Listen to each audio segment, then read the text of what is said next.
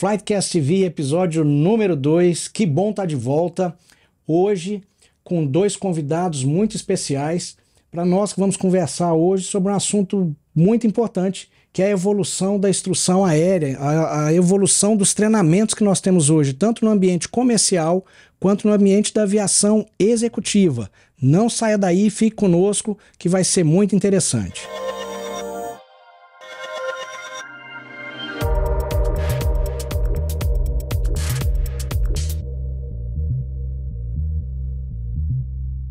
Eu não podia estar mais feliz. Hoje eu tenho aqui dois grandes amigos meus, comandante Robert Poulton, comandante Enio Linhares. São duas personalidades fantásticas que nós temos na aviação comercial hoje, eu diria, internacional, né, também baseados no Oriente Médio. E prazer receber vocês dois. O comandante Bob tem aí... O Robert está com aí 36 anos de aviação, né? 36 anos voando. Estamos aí com mais de 20 mil horas de voo. Exatamente, 20 mil horas de voo. E o comandante Enio, grande amigo nosso também, está aí com 25 anos de voo. Mas é praticamente, 25, Fechando 26 25. anos é. Também umas 15 mil horas nas costas. Por aí. Então, só hoje aqui nós temos 50 mil horas de voo só em convidados. É muita qualidade, é muita coisa boa, é muito assunto que a gente tem. E não tem como não começar essa conversa, né, Robert, sem saber um pouco mais de você, né? Você começou a sua carreira muito cedo, eu acredito, em termos de idade, não? Não, na verdade não. Foi.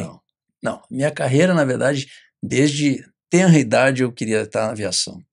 Ingressei ao clube com 18 anos, mas foi muito difícil pagar, tive que suspender. Então fui trabalhar na área de computação e depois de 4 anos eu retomei o clube. Então, na verdade, eu com 23 anos de idade comecei efetivamente o treinamento para aviação. E como é que foi isso? Como é que era a família? Como que é a família do Robert Poulton? Minha família, meu pai era aviador, então a gente já tem essa influência no sangue. Então, desde pequeno eu vivi dentro de aviões, para lá e para cá. Então, sempre foi a minha normalidade. E naquele tempo do meu pai, ainda peguei um pouco dessa época, a gente podia visitar, voar na cabine. Então, uma criança se apaixona quando vê uma cabine em funcionamento, em voo. É um alimento, né? Aquilo vai te alimentando. Aquilo desperta sonhos em qualquer criança, não tem como. E eu fui despertado desde cedo. E o interessante é que quando eu manifestei minha vontade de ser aviador, meu pai não me apoiou muito. E eu entendendo por quê. O meu avô, voltando um pouco na história, meu avô era inglês e ele serviu na Primeira Guerra Mundial. E ele tinha uma visão de aviação que era avião caindo. Era a imagem que ele tinha do campo de batalha. Ele via os aviões caindo, pessoas morrendo, ele atendendo, ele trabalhava com a enfermaria do front lá. Então a imagem dele avião era acidente, era morte. Quando meu pai manifestou que queria ser piloto, ele disse, não, isso é suicídio, você não vai ser aviador. Então meu pai teve que trilhar o caminho por conta própria. Ele começou como comissário na Pan Am do Brasil. Pouco tempo depois, durante a Segunda Guerra, os Estados Unidos ofereceu um programa de treinamento para os aliados, era o War Training Service, e ele oferecia vagas para alguns países dos aliados. Então no Brasil tinha 2 vagas. Olha isso. Uma das vagas meu pai conseguiu, como ele falava inglês fluentemente, tudo, foi de certa forma facilitado. Ele foi para os Estados Unidos, fez todos os cursos lá, voltou para a Pan Am do Brasil. E ele teve alguns traumas na aviação. A Pan Am fechou em 65, da noite para o dia. Foi um desespero para muita gente.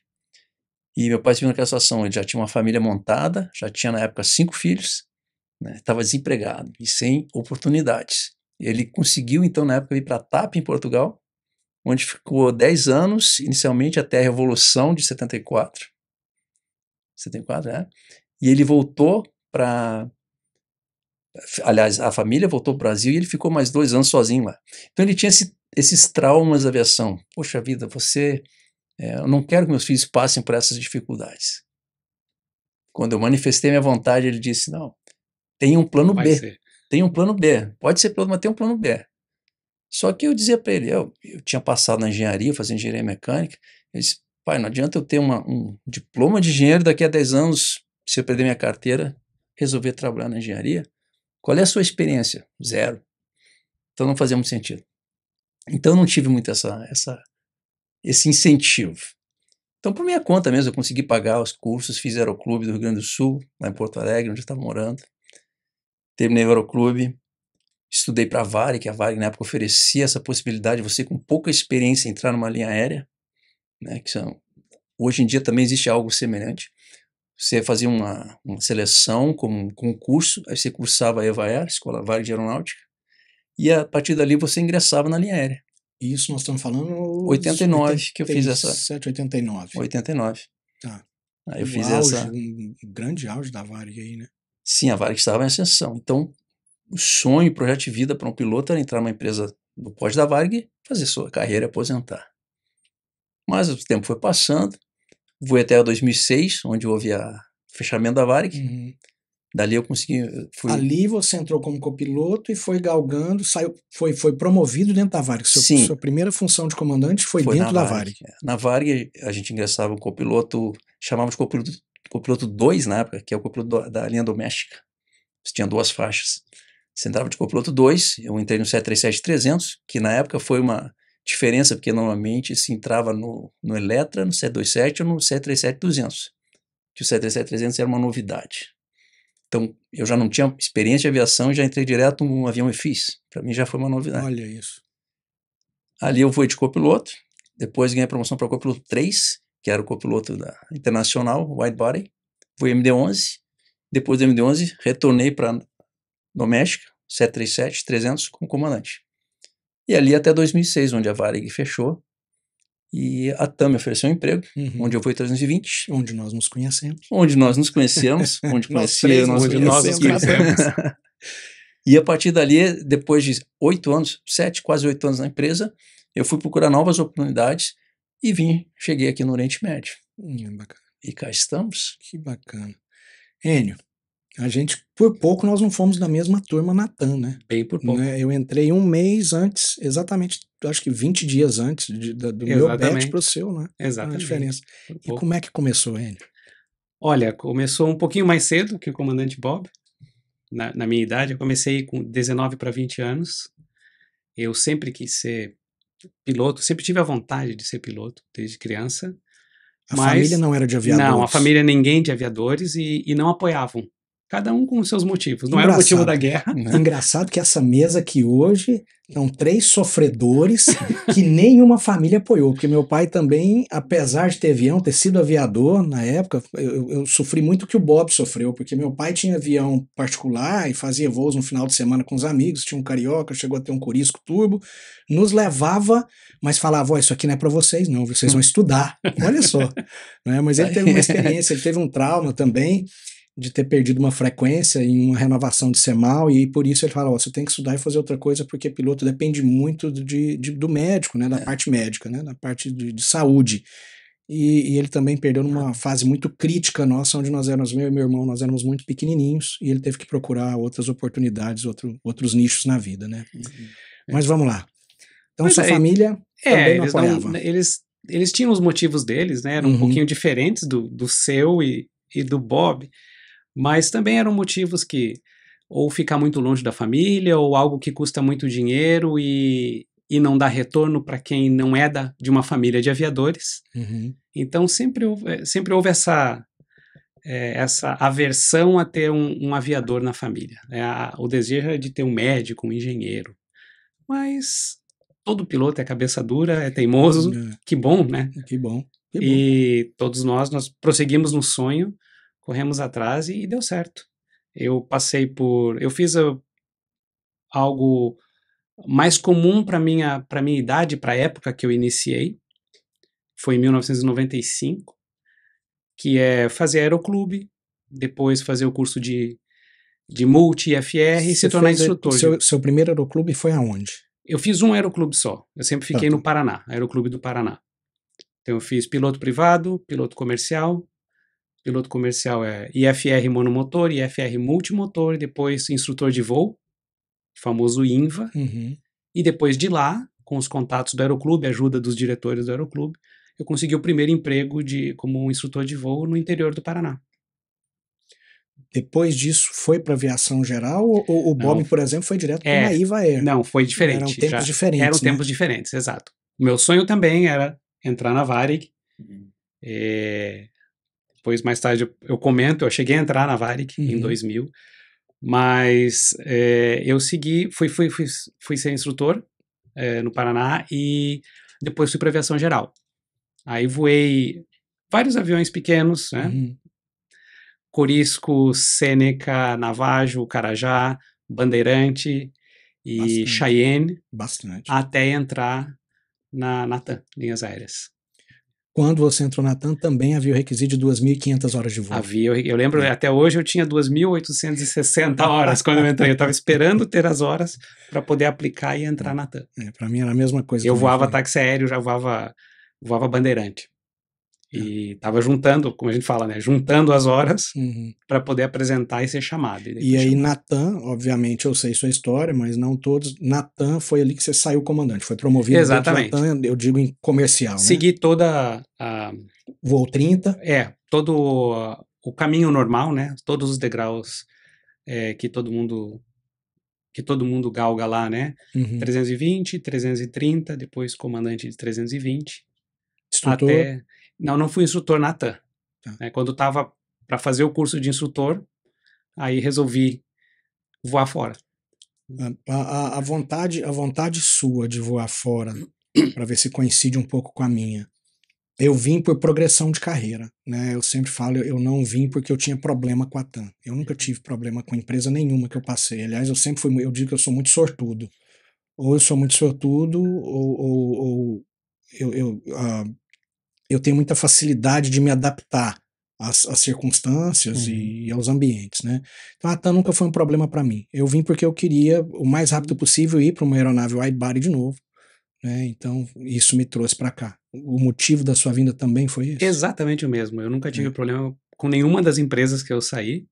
Inclusive os 2 táxis aéreos que eu voei, até hoje eu conheço o pessoal de lá, me dou bem com todos eles e eventualmente nós nos falamos e as pessoas comentam, nossa, mas você nunca teve nenhum problema perante a justiça, o Ministério do Trabalho com a gente? Eu falei, não me interessa, eu só queria galgar na carreira. A TAM foi o mesmo motivo, eu não tenho nada contra a TAM, voltaria hoje para voar na TAM sem problema. Na Latam, na Latam, agora Latam. Nós não conseguiríamos mais. Jamais, nunca mais.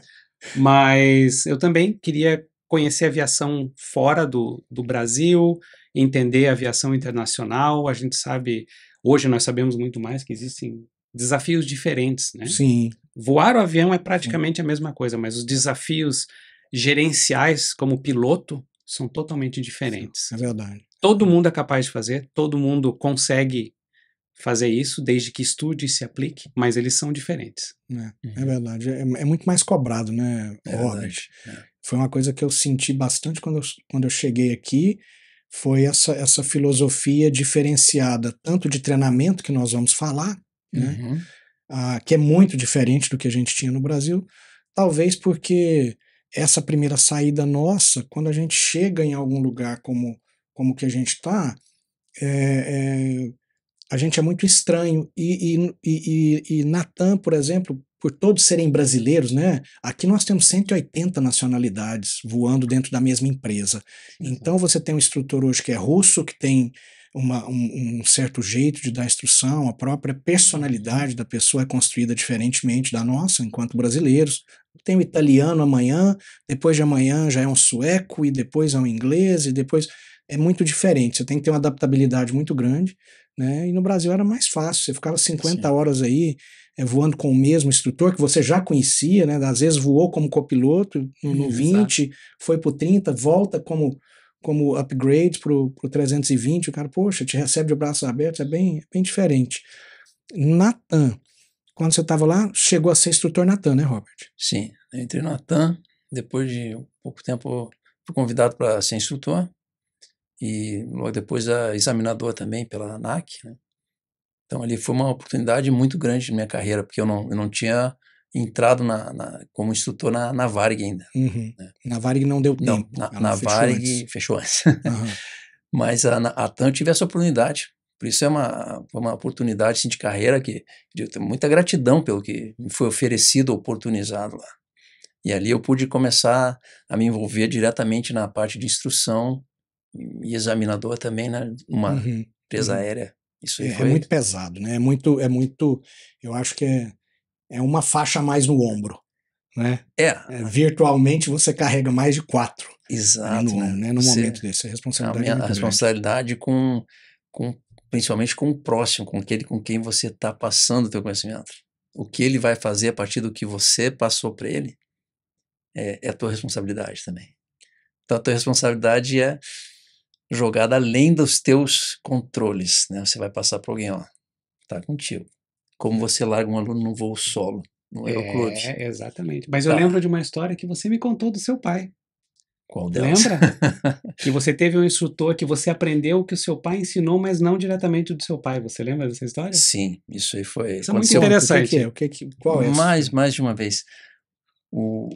Eu, quando entrei na Varig, de copiloto, aliás, ainda voltando, meu pai faleceu logo que eu entrei na Varig. Então, na época de aeroclube, eu voava Tupi, voava Sênica, fazendo aeroclube, então voava aviação pequena. Na geral ali eu voei poucas horas de Sênica freelancer.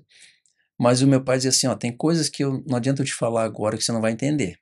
Do voo a jato, do voo... E ele faleceu, 66 anos de idade ele tinha, faleceu logo que eu entrei na Varig. E eu fui voar com alguns comandantes na Varig, que eles haviam sido copilotos do meu pai em tempos anteriores. Alguns da Panera, alguns foram com meu pai na Panera, e outros chegaram a voar com meu pai, teve um tempo na Rio Sul, voou com ele na Rio Sul. E eu achei fantástico, porque eu voando uma vez com vários, aconteceu, mas um particularmente aconteceu, eu me apresentei, né, ele voando, disse, pô, eu vou com teu pai, sei que ele me ensinou isso, falou disso, ele começou a contar aqui que meu pai fazia nos voos e tal, né, como ele dava etapa para os copilotos em lugares assim absurdos, e eu nunca farei, não, vai lá que você consegue, né, foi bacana. E ele dizia assim, por exemplo, teu pai me ensinou que o avião jato você tem que voar pitch potência, né? Que era diferente do que eu voava turbulência, então, você vai voar jato, então você tem que fazer pitch potência, né? E começou a me passar aquilo, eu comecei a aprender aquilo ali, através desse comandante, pelo seu pai. Você viu que mas eu disse, meu pai estava me ensinando pelo legado dele. Então, essa foto que a gente tem Esse aqui, senhor ali, se te emociona, eu tenho certeza que sim, é o seu primeiro instrutor de voo. Exatamente. Que é seu pai. Exatamente. E ele está em que avião ali? Esse é um Catalina, na época da Panera ainda. Ele foi baseado em Belém do Pará. Vocês se parecem pra caramba, hein, velho? Fisicamente bem parecido. Fisicamente é bem parecido mesmo. E essa fotografia, na verdade, eu juntei as duas porque a pose não foi intencional, mas a posição para foto, né? ficou muito parecido, né? E eu assim, isso aqui é no 320. E você vê a evolução. Olha o manche dele, eu tinha um side stick. Nem aparece ali, aqui, né? Não aparece. Eu tinha manetes no teto, Catalina. Aqui eu tenho transceivers que só com detentes. E seu primeiro instrutor, hein? O que você lembra do seu primeiro instrutor? Do Bob, então, eu já entendi. Não adianta a gente falar que o Bob citar nomes de instrutores. O primeiro instrutor dele está aqui na tela. É o próprio pai, que nem vivo estava, mas estava ensinando coisas para você. Ele, antes de falecer, só para complementar, ele me deu um livro, que esse livro foi muito bom para mim quando eu passei do Constellation para o Caravelle, meu primeiro voo a jato, que foi publicado logo em seguida, e ele comprou esse livro que é Handling the Big Jets. Handling the Big Jets, é um classicão. E ele tinha lá a primeira e segunda edição, mas ele me comprou, já era a quarta, quinta, eu tenho até hoje o livro. Uma dedicatória na frente, assim, ó, estuda isso aqui, vai ser muito bom. Garotão, estuda isso aqui, né? Estuda isso aqui. E o seu primeiro instrutor? Eu queria falar uma coisa antes aqui. Ele não foi meu instrutor, mas eu voei com ele na TAM. Nós sempre lembramos do voo que nós fizemos lá, lembra? Eu fui copiloto do Bob na TAM. Olha isso. Reclamava muito. Eu reclamava, não ele. Mas ele acabou me ensinando muita coisa também naquele foi um bate-volta, eu lembro até hoje. Foi. Campo Grande, eu acho que foi. Acho Campo Grande. Foi. E porque uma vez instrutor, sempre instrutor, né? E posso dizer que talvez algumas das coisas que você me ensinou naquele voo vieram do seu pai. Possivelmente. Possivelmente, né? Uhum. Mas eu lembro dos meus instrutores, eu tive vários, claro, né? Lembro desde o início do aeroclube. E, infelizmente, meus 2 primeiros instrutores de aeroclube que me ensinaram a voar, no Paulistinha, não seguiram a carreira na aviação. Não, Eles Deus. abandonaram, por dificuldades mesmo, depois de muitos anos. Não conseguiam entrar nas empresas, não conseguiam emprego. A aviação no Brasil foi muito ruim para todos, né? Tanto para as companhias quanto para os pilotos de 1999, mais ou menos, até 2004. Foram 5 anos bem difíceis, né? na aviação. Muita gente desistiu ali. Exatamente, abandonou muita ali, né? gente. Da minha turma de aeroclube, nós éramos 15. E acredito que só eu estava.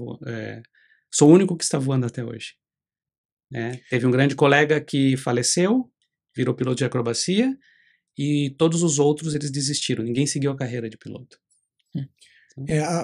Meu grande questionamento hoje é porque nós temos 2 gerações aqui na mesa, bem distintas, né? A do Bob, que com muito pouco, vamos dizer assim, experiência de voo, consegue entrar numa linha aérea extremamente consagrada, como era a Varig, numa IVA Air, vamos dizer assim, né? Na escola da Varig, inicialmente, para dali começar a galgar seu caminho na aviação. Nós 2, né? Que precisávamos de 2.500 horas, por exemplo, para entrar numa linha aérea. Eu voei VASP antes de voar TAM, naquele programa de copiloto júnior da VASP, que pedia 1.500 horas. Não deu muito certo, eu fiquei muito pouco tempo ali. Depois TAM, 2.500 horas, né? Sempre um desafio. E hoje, depois de um tempo aí, nós estamos falando aí de 15 anos atrás, a gente está novamente em um cenário aonde a gente está pegando o mercado, não vou falar nós, mas o mercado está pedindo muito menos horas de voo, muito menos experiência dos primeiros oficiais que estão chegando para a gente. Exato. E isso, como instrutor, né, eu falo porque nós temos então 3 instrutores nessa mesa. Isso para nós instrutores tem 2 faces. A primeira, da dificuldade que a gente encontra de repente, iniciar uma instrução, às vezes até fora dos sílabos da empresa do que é preconizado, porque você tem que ensinar coisas que o aluno não tem bagagem, o piloto aluno não trouxe aquela bagagem mínima que a gente precisa para poder ensinar determinado procedimento que a empresa quer que esteja ali naqueles sílabos, né, que a gente tem que seguir. E o segundo eles são extremamente valiosa, né, esses jovens que vêm hoje são extremamente valiosos para nós porque eles pegam muito rápido a informação, né? Então, eu sinto muito isso, eu senti isso muito na TAM, quando eu era instrutor na TAM do 320, eu sentia muito isso, quando foram caindo essas horas, eu tinha essa dificuldade, né, de não poder seguir o que eu tinha que seguir em determinado dia, que tinha que parar para ensinar básico, que tinha que parar para ensinar uma interceptação de radial, que era um QD-MIC, que era um QDR, né, que talvez hoje nem exista mais, mas enfim. Vocês viram, tem esse aspecto para vocês também, essa visão? Qual a dificuldade? Fala, o comandante mais experiente. É melhor, né? É melhor. Sempre. Bom, em primeiro lugar, os aviões, mesmo eu ter começado num EFIS 737-300, ele é um avião muito básico, de pé e mão ainda. E os aviões hoje em dia já são aviões muito automatizados. Então, o teu nível de conhecimento tem que ser maior. O teu nível de entendimento do que está por trás daquele painel, por trás daqueles comandos, o que está por trás da tua interação com os comandos, é muito maior do que um 737 convencional que eu comecei. Então, isso já é um ponto que muda muito o requerimento de experiência ou não de voo. Eu me lembro na Varig, quando comecei, o curso de EVA era muito curto, a gente fazia treinamento em Seneca.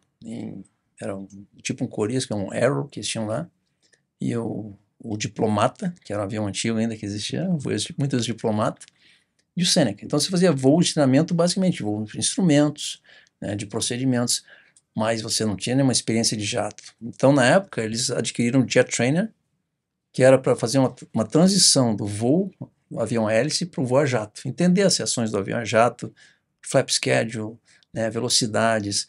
Então, essa já te dava uma noção e uns sistemas básicos do avião. Na própria Vero você estudava os sistemas do 737, já, ou seja, entrava em linha já com um ground school daquele avião que você ia voar.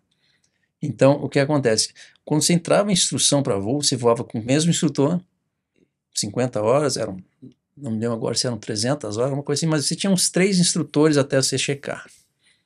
Mas era à vontade. E os instrutores tentavam te ensinar o pé e mão, que a gente hoje tem que ensinar coisas básicas. Eles ensinavam coisas básicas, porque a gente também não tinha experiência de voar um avião com reação de um 37, era um avião grande para mim, né? Sim. Então, aquela reação do jato se você pensou que tinha que fazer, já devia ter feito, está atrasado, você tem que pensar na frente. E os instrutores tinham muita liberdade de te ensinar o que quisesse. Então, eles te botavam em aproximações power Não law. existiam sílabos assim? Existia uma sequência de itens que você tinha que passar, cumprir, né? mas dentro daquilo você tinha um leque de possibilidades. O instrutor fazia o que queria, né? Eu me lembro, acho que terceiro ou quarto voo, não, era a terceira fase, o primeiro voo da terceira fase da instrução, eu vim aproximando para Florianópolis, na pista 15, né, que é a principal, e tem outra menor que cruza ali, que é uma pista mais curtinha. Eu vi na aproximação, um bandeirante pousou na frente, fazendo backtrack, não ia dar tempo, o cara pediu fazer um 360, pediu faça um 360. E eu, garoto novo ali e tal, 360 não, e eu como assim, não, tá ali para pousar qual é aquela que cruza a outra pista? Tem uma outra. Não lembro mais. Tem uma menorzinha, que é quase 90 graus. Ele, não, você tá pé na base pela direita, não sei o quê. E eu li, como assim, né? Eu já cuidando para fazer meu LS, assim, não, vai lá, dá. Foi configurando, me botou numa situação, vai, presta atenção lá, e foi me dando as dicas, olha isso, olha aquilo, olha a razão descida, fiz uma base, posei, parei assim, você viu como você sabe fazer? O instrutor tinha essa liberdade. Hoje em dia não existe. Mas então, você pegava um cara com pouca experiência e você dava muita experiência durante o período de instrução. Era muita informação, né? E você dava uma liberdade que ele desenvolvia uma experiência que às vezes leva anos para você conseguir num treinamento hoje em dia, né? Ventos cruzados, pistas com HDIA. Então, e hoje é mais complicado também, né, Enio? Porque você imagina o quanto de restrições as empresas vão impondo no decorrer da história, quer dizer, sai de uma realidade dessa sua, onde era ampla a possibilidade de operação. Você pode pousar com chuva, você pode pousar com pista molhada, pode pousar aqui em Londrina, que é curto, você pode pousar em determinado lugar, independente do slope da pista, enfim. Hoje não, né? Hoje são várias restrições, são aeroportos categoria tal que o primeiro oficial não pode operar, determinadas panes o primeiro oficial não pode operar, não pode estar operando. Como que você vê isso? Isso mais restringe ou isso mais protege? Qual a relação que você vê entre proteger a empresa e restringir e empurrar o problema para frente? Porque em algum momento esse primeiro oficial também ele vai ter que sair comandante. E aí vai ter muita coisa que ele não fez. Correto.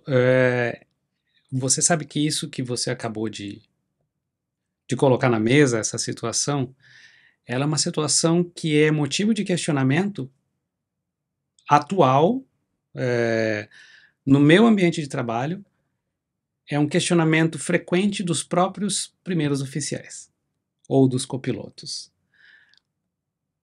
Por quê? Porque nós entendemos, claro, como funcionam hoje os padrões de excelência das empresas, IOSA, LOSA, excelência operacional, mas nós também entendemos como funciona a responsabilidade de uma empresa aérea. Certo?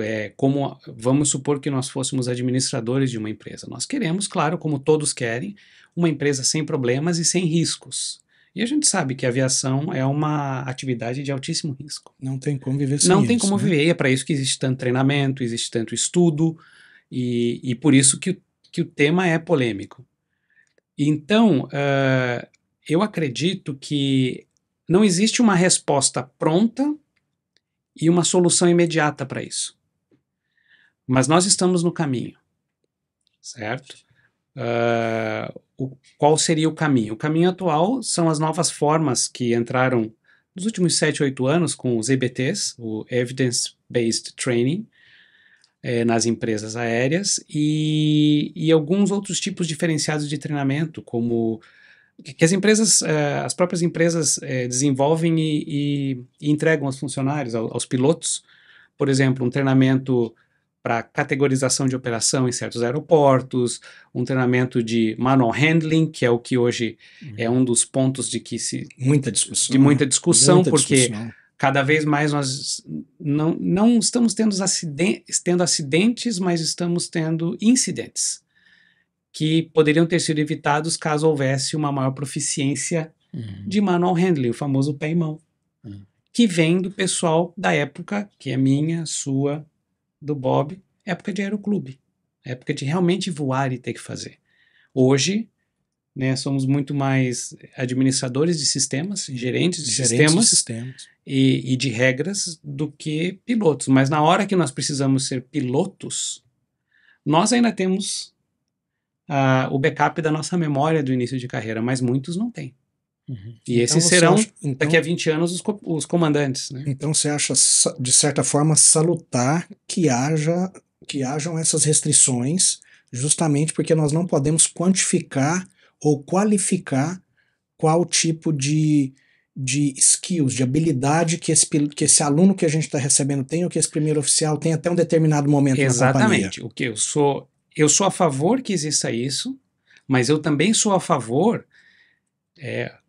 ou melhor, eu sou contra que isso seja colocado de lado, porque ele é um problema latente. Então eu sou a favor que existam as restrições para proteger a entidade e os próprios pilotos, mas que ao mesmo tempo exista um complemento a isso para que exista um treinamento à parte. Onde? Em simulador. No simulador você pode cair o quanto você quiser. Você pode errar o quanto você quiser. As pessoas entendem, tem essa concepção errada de simulador, onde você não pode errar nunca. Se eu errar, eu vou falhar. Essa é uma concepção errada. O simulador foi feito para justamente você dar o seu melhor. E se você errar, é entender por que você errou e aplicar uma medida corretiva e novo treinamento para te levar à proficiência daquilo que te levou a cometer o erro.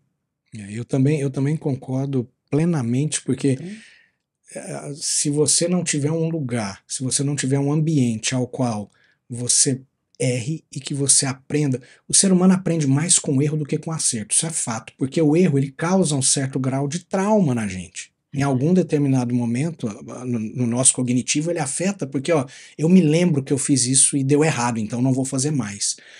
Você fazer várias vezes a mesma coisa e ela dando certo, né, em algum momento você acaba se tornando complacente, porque deu certo 10 vezes, eu vou fazer a 11ª. Você pegou um ponto que poucos compreendem, exatamente. E talvez na 11ª você fazer uma coisa muitas vezes e ela sempre deu certo, não significa que esta coisa... na próxima vez vai dar certo. E não significa que você está fazendo certo.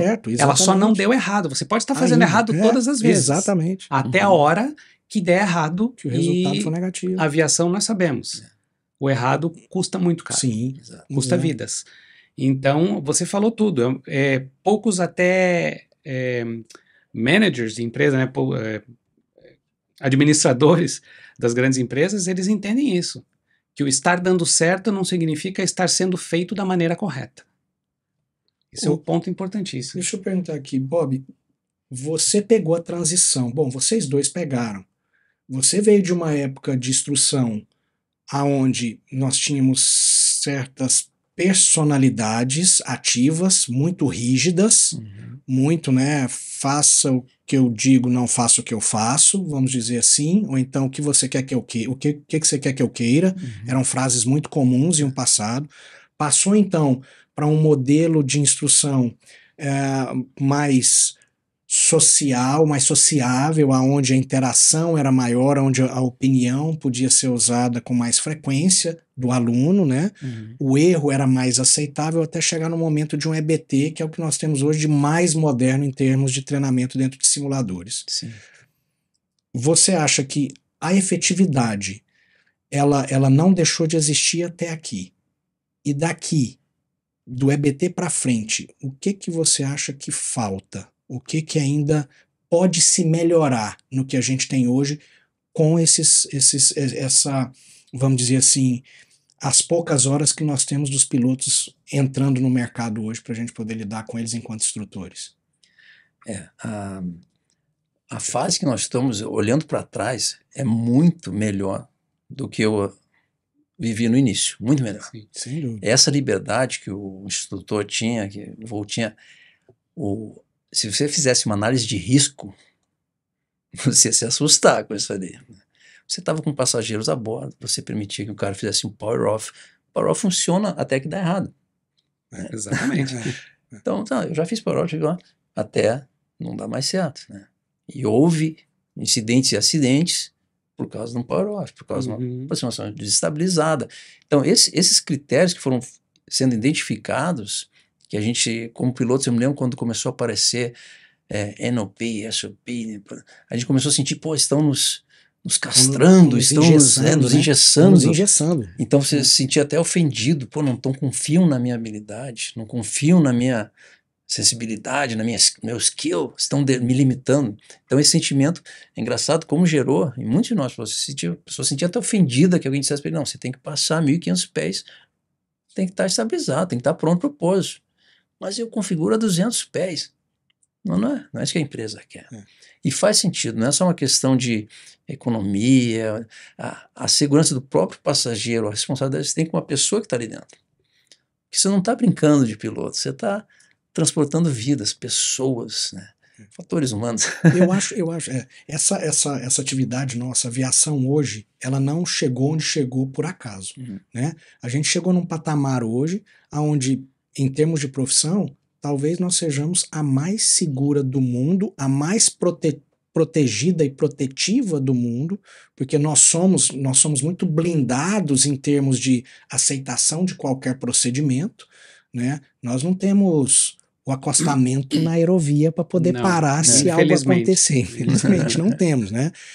Nós não temos a possibilidade de dar alguns minutos em uma cirurgia como um médico, uma equipe médica dar alguns minutos para poder repensar o cenário que nós temos aqui agora, né? Então nós somos de uma área muito protetiva, vamos dizer assim, nós somos muito protegidos, né? Isso é muito bom. Nós servimos de exemplo para várias outras. Eu citei os médicos aqui agora, a equipe médica, porque das equipes médicas, hoje implementam-se nas equipes médicas o CRM, cara. Né? O gerenciamento de recursos de cabine nosso, que nós estamos aí há 40 anos, há 40 e poucos anos lutando com ele e levando essa filosofia para frente, há 10 anos a medicina começou a usar. Implementação de checklists, cara. Não existia isso, né? Essas possibilidades. Padronização, um SOP para a equipe médica não existia, né? Então eu acho que esse ponto onde a aviação se protege, onde a aviação se resguarda, é muito positiva para nós.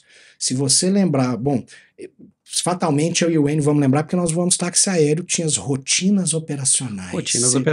Quem num bandeirante, num Caravan, não tinha ali a sua rotininha operacional. Sim. E o dia que falaram, olha, vai entrar agora o SOP do Caravan, vai vir da Cessna o SOP, tem que seguir o SOP, ou lá na própria... Eu acho que nós chegamos na TAM ainda a pegar rotina operacional. Sim, pegamos na TAM, tinha rotina, sim, né? Tinha rotina operacional. Tinha rotina operacional. Entre 2006 tinha né? operacional. E aí, de repente, não, agora nós vamos seguir o que o fabricante fala. O SOP Airbus. Eu ouvi muito, e vocês também devem ter ouvido muito, tipo, eu não acredito que nós vamos sair de uma rotina dessa, como outro, e passar por um Standard Operation Procedures, como também a gente ouviu, que bom. Graças a Deus a gente não está tão restrito como é com essa rotina restringe a gente demais. Agora está todo mundo alinhado com o que o fabricante pede. Né?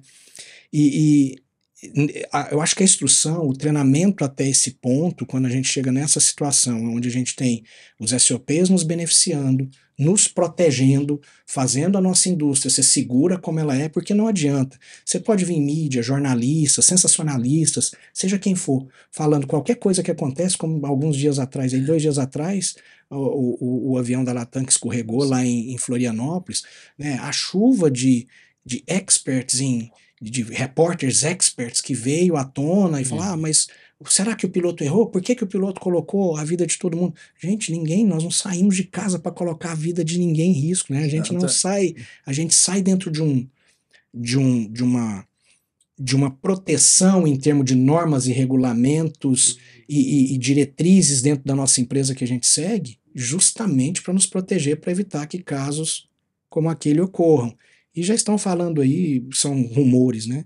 Que houve um estouro de pneu por ali. Então, olha só, né? Cadê onde que agora estão os grandes repórteres o que opinaram aí que o erro era do piloto, que o piloto forçou a barra, e eu não acredito. Né? Eu acredito que a aviação, ela dá e é no mundo inteiro isso. Você entra naquele site Aviation Herald, e também tem os entendidos, tem os especialistas, mas tem os que não sabem nada, os comentaristas que só sabem comentar.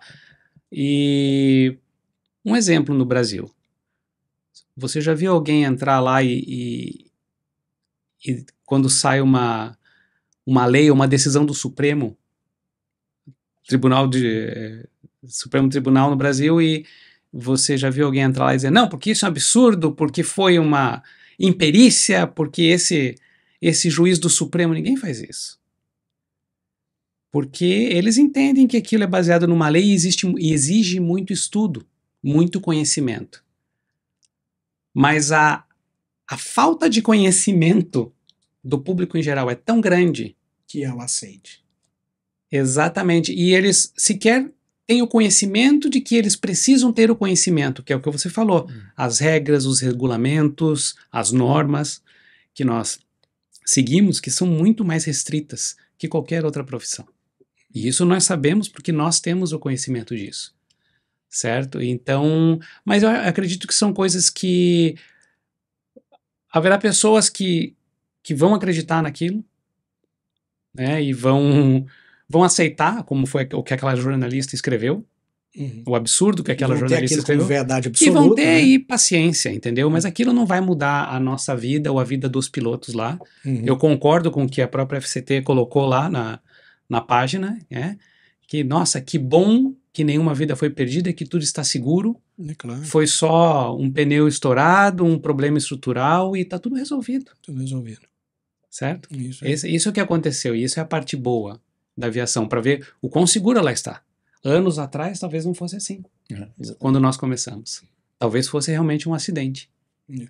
Mas isso, só voltando um pouquinho, quando você falou nisso, de como a gente chegou a esse ponto agora de ter um EBT para nos treinar. Sim. Então, essa evolução no treinamento que a gente teve, sair dessa liberdade absoluta dos instrutores para ter limites, ter padrões, ter regras, começar a olhar quais são evidence-based training, né? Quais são as evidências, o que a gente precisa treinar, qual é a tendência de erro, as tendências. Até onde eu posso permitir que um voo comercial seja um voo de treinamento. Né? Então, todas essas regras que a gente se sente limitado e subjugado às vezes, elas contribuíram para o nível de segurança que a gente tem hoje, para os índices que a gente tem, junto com toda a tecnologia aprimorada, a confiabilidade dos sistemas, dos motores, né? Esse treinamento, essa evolução é um dos maiores fatores da segurança que a gente tem hoje em voo. Concordo. Eu adoro o EBT, cara. Eu adoro essa filosofia. Mas agora eu tenho uma pergunta. Eu tenho uma pergunta para a FCT Training e para quem vai estar nos ouvindo aqui. Essa é uma pergunta que eu julgo pertinente e interessante. Aviação, nós sempre pode fazer ela no próximo bloco? Com certeza. Tá, eu vou dar um break aqui. A gente vai entrar num break rapidinho. O comandante N vai vir com a pergunta dele logo após. E eu quero só dar um shout-out aqui para o nosso patrocínio, que é a Ale Ribeiro Fotos, lá em Doha. Você que está em Doha, quer fazer fotos profissionais, quer fazer fotos de família, que quer registrar momentos inesquecíveis na sua vida, procure a Ale Ribeiro, tá? Ela está aí na sua telinha. É uma profissional do mais alto nível, que vai fazer com que as coisas ficam muito mais leves para você se sentir mais confortável e ter o melhor resultado possível com as suas fotos para registrar momentos inesquecíveis com a sua família ou profissionalmente ter um Excel na sua carreira. Tá? A gente volta já já.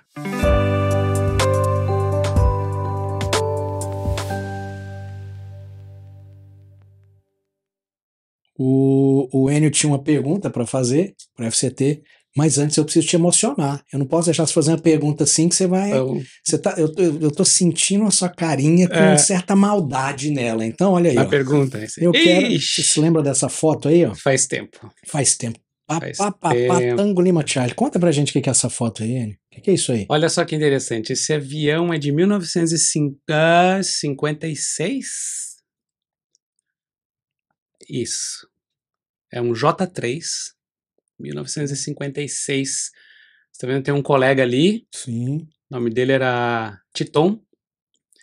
A gente não tinha motor de arranque, então era no sistema ainda. Aeroclube, esse avião voa até hoje, tá no Aeroclube de Francisco Beltrão, lá no Paraná.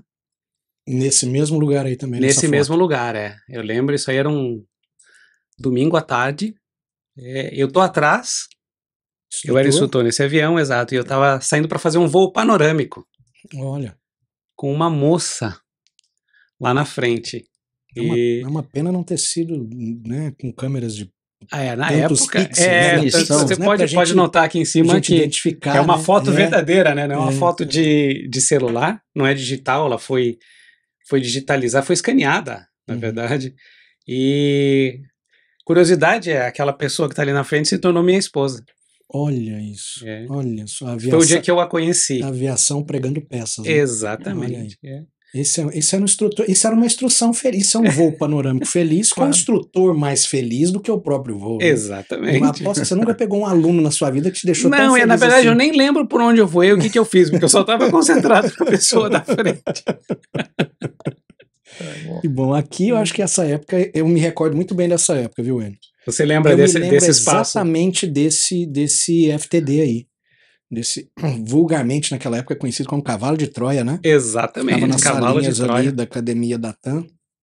Como era bom, né? E pra gente já era uma novidade tremenda isso aí, né? Exato. Né? Olha só, molecão, meninão, eu lembro disso aí. Eu saí do Bandeirante direto pra esse mocap de A320. Maravilha, mas vamos lá, agora que eu já maciei um pouquinho o senhor, pode mandar sua pergunta aí. Então, não só para mim, mas para todos os... Para todos, Eu lembro que nós estávamos falando antes que nem sempre aquilo que está dando certo significa que aquilo que tem dado certo significa que é o correto.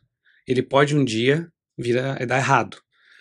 E nós aprendemos também na aviação que a melhor atitude a se tomar no mundo da aviação não é ser reativo, é ser preventivo, é que exista a prevenção. Então a pergunta que eu tenho hoje é, como nós temos um grande passo que foi dado, que é o EBT, Evidence Based Training, certo?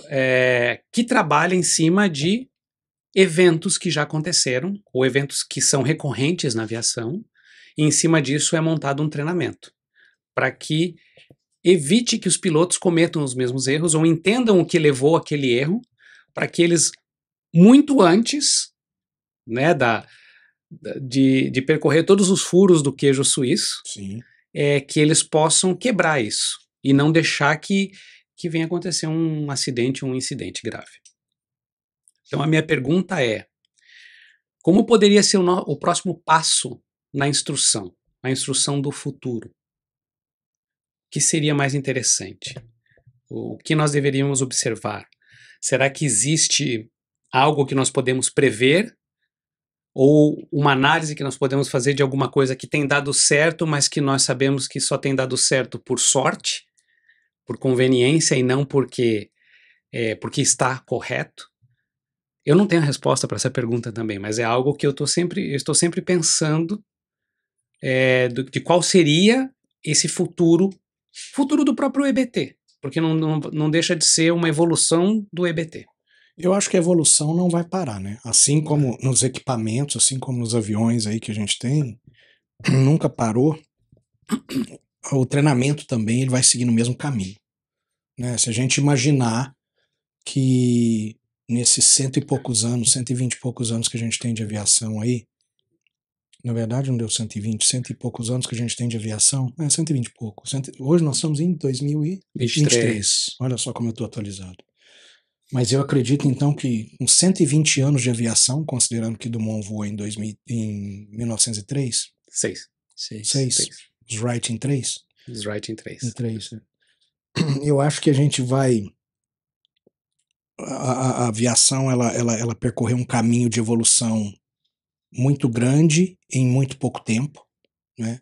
E nós que somos os seres humanos que estamos envolvidos com isso aí, o que a gente evoluiu em 100 anos, em termos de ser humano? Provavelmente nada. O nosso cérebro está estagnado, o cérebro que a gente carrega hoje na nossa cabeça. Há 200 mil anos atrás, ele parou exatamente, nós temos o mesmo cérebro que nós tínhamos com a descoberta, com a vinda do Homo sapiens. Então, do Neandertal para o Homo sapiens, e o que a gente tem hoje, o cérebro é o mesmo, a gente não teve muita evolução dele. Nós temos adaptações cerebrais, nós temos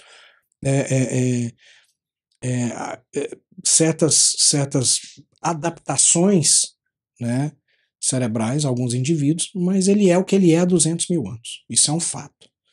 Da mesma forma, eu acredito que em treinamento a gente vai continuar também perseguindo esse caminho de evolução por sermos seres humanos que não nos desenvolvemos tão rápido quanto a tecnologia. Então, no A350, por exemplo, agora, a próxima versão dele já são com as telas interativas onde a gente tem o touchscreen, né? Eu fico imaginando o sistema de redundância delas para você operá-las e a necessidade de se operá-las em uma turbulência, um ambiente turbulento no touchscreen. Veja essa questão que você levantou, justamente ela se refere diretamente à minha questão. A gente lembra que isso faz parte da cultura internacional de aviação, o Children of Magenta, que entrou. Sim. Em voga depois da introdução, acredito até que a primeira nave foi a MD-11, que com full EFIs, alguma coisa semelhante, mas enfim, que nós tivemos muitos incidentes e acidentes que foram ocasionados justamente pela má interação entre o ser humano e os novos equipamentos, o futuro dos novos equipamentos, ou seja, a qualidade de informação e a quantidade de informação disponibilizada, ela estava além da capacidade humana de acompanhar aquele desenvolvimento. Isso ocasionou, como você falou, ponto importantíssimo, né? Eu penso assim, numa educação do futuro para a aviação, falando-se de treinamento, né, de tentar antever ou prever o que pode acontecer sem ter acontecido. Sim. Que é o que você falou. Uma turbulência, como é que vai ser o touchscreen? A gente sabe que Sim. Uma turbulência passou de moderada, uma moderada já é muito difícil até você ler o que tem na tela, você alcançar um botão físico e manusear aquele botão, aquele comando. Você imagina um touchscreen, um monte de informações. Será que se onde você tocar vai ser onde você queria mesmo? Como vai funcionar? Isso, e ainda mais você imagina, nós estamos falando de uma espécie de um computador tão sensível, você tem formação em data, né, pela Universidade de Harvard, no seu currículo. Sim. Né? Você imagina que para desenvolver um sistema que seja preciso ao toque, sensível e a precisão em toque, isso vai abrir um leque de possibilidades de algo dar errado, de falhas, de toques em regiões erradas milimetricamente. Qual algoritmo que vai se colocar num sistema desse para que ele entenda exatamente aonde está por ponto de pressão seu de toque? Enfim, são muitas as variáveis que a gente tem em qualquer sistema novo que se crie. Bom, eu não tenho a informação da indústria a respeito da necessidade disso, mas eu pergunto para vocês aqui, qual é a necessidade? É uma necessidade que a aviação tem ou é uma necessidade que a indústria tem? Por questões monetárias. Exatamente. Essa necessidade, de quem é a necessidade? Eu vejo isso, só finalizando, as pessoas que vêm para a empresa que eu trabalho, as pessoas que vêm da aviação executiva de longo curso, que tem equipamentos hipermodernos, eles chegam para voar um Boeing 777 ou um Airbus 330 e falam, nossa, mas isso é tão velho, é tão antiquado, tão né? antiquado, e é porque o equipamento que eles vão já é muito moderno e está muito à frente. Eu falo, olha, eu citei o A350 aqui porque era a nave que eu vou agora, mas o Gulfstream já tem full touchscreen telas, em overhead panel, em stack de rádios, né? Então, já tem já evoluiu. já está para frente.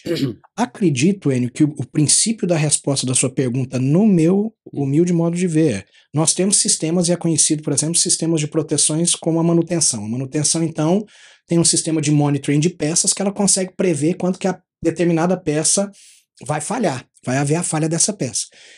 Isso dá uma possibilidade muito grande da gente já prever o futuro, como nós falamos agora há pouco, nós não temos bola de cristal, nós temos espécies de bola de cristal, nós temos espécies de mecanismos que podem nos desenhar o futuro. Agora te falo também por uma outra perspectiva, e mando a pergunta para você, por quê? Você sendo, né, você sendo auditor SBAL, como você é, né? Você então é auditor SBAL, você trabalha também com aviação executiva, que é uma outra realidade, tanto de tecnologia enquanto treinamento também.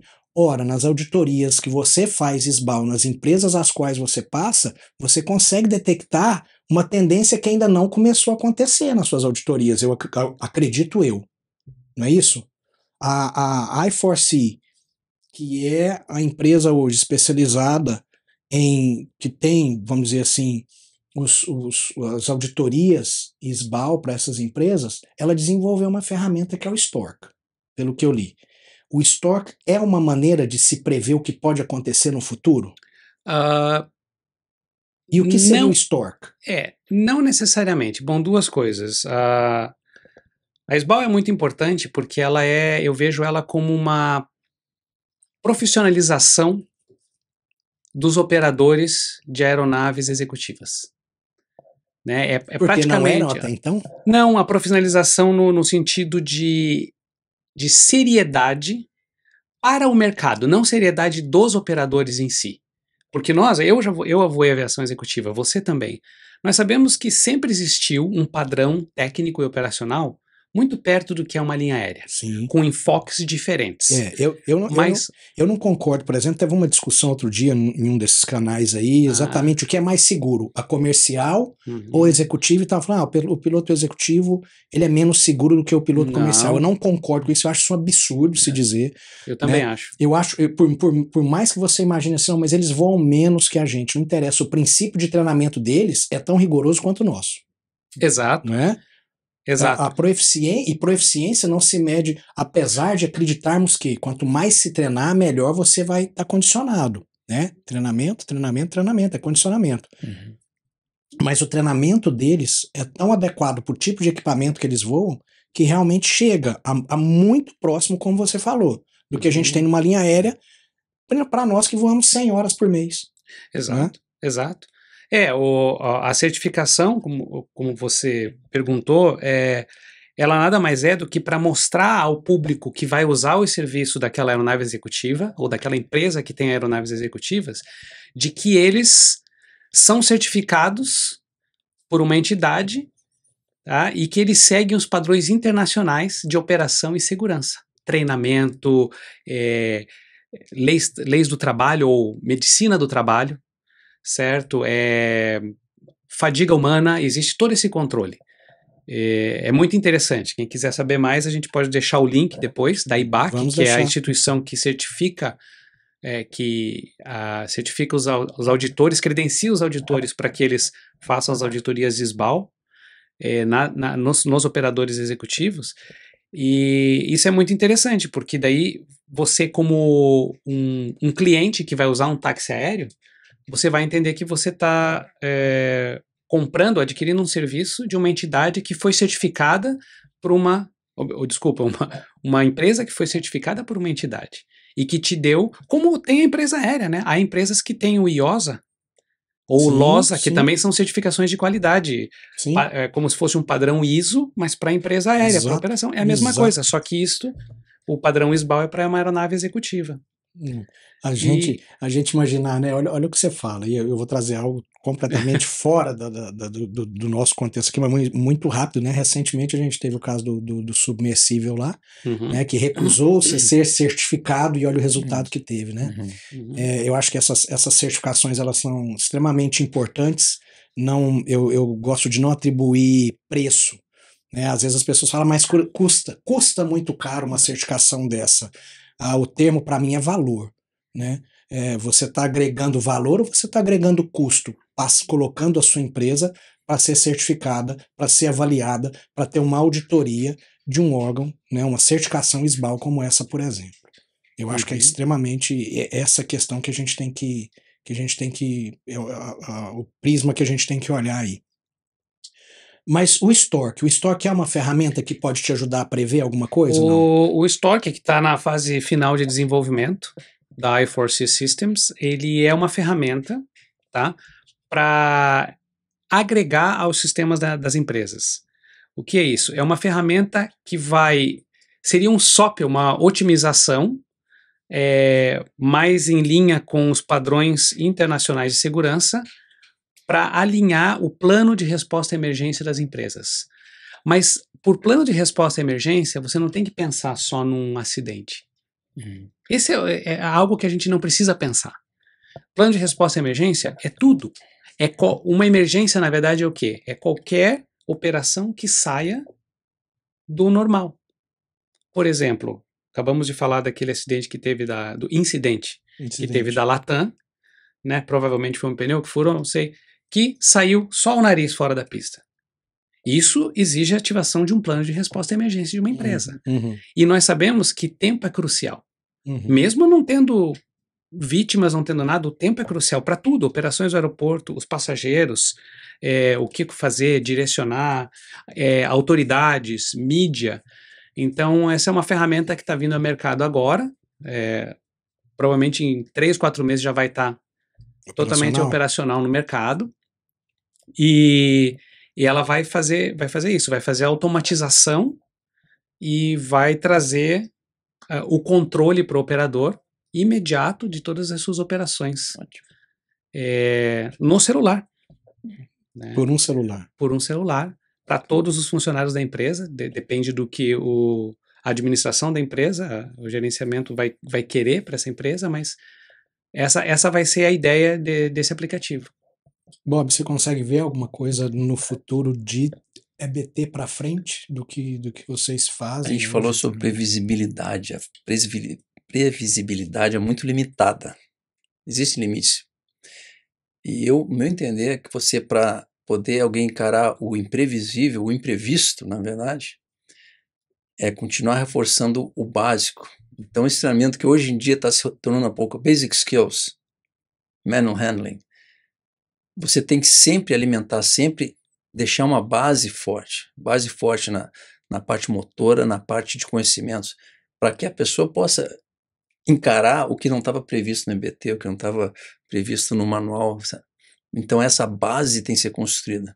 Então as empresas nunca podem deixar, toda a indústria aeronáutica nunca pode deixar de lado, a gente não precisa mais disso, a gente não precisa mais do pé e mão, a gente nunca pode deixar isso de lado. Porque o dia que aconteceu o imprevisto, o imprevisível, tudo que você tiver agregado, tudo que você tiver juntado na tua experiência, no teu conhecimento, vai servir para você ter uma saída segura daquela situação, um resultado positivo. Né? Por isso que entra de novo a instrução. Né? A instrução a gente pensa muito na parte de treinamento, que você eu sou instrutor, você é aluno, isso, tem ensino.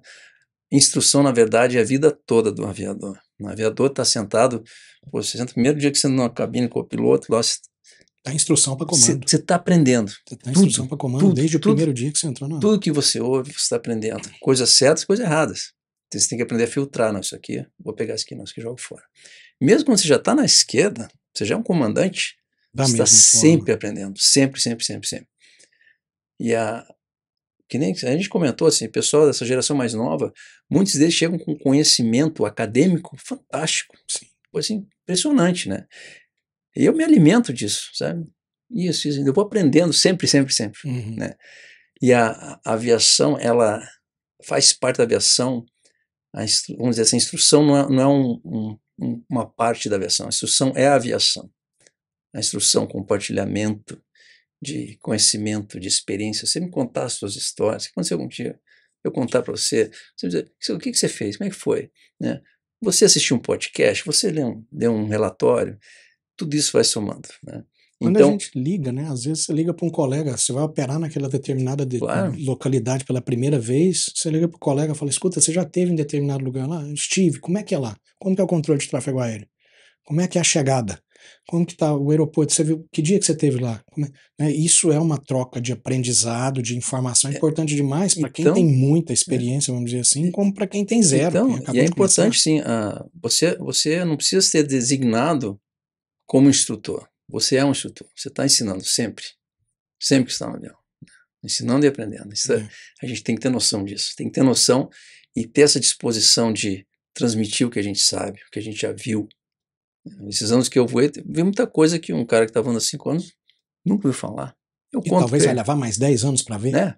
Né? E ele pode pegar aquilo e guardar ou pode, né?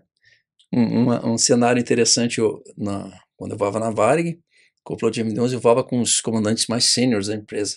Na época chamava Vaca Sagrada. Você voou com Penteado lá, não? Não cheguei a voar com ele.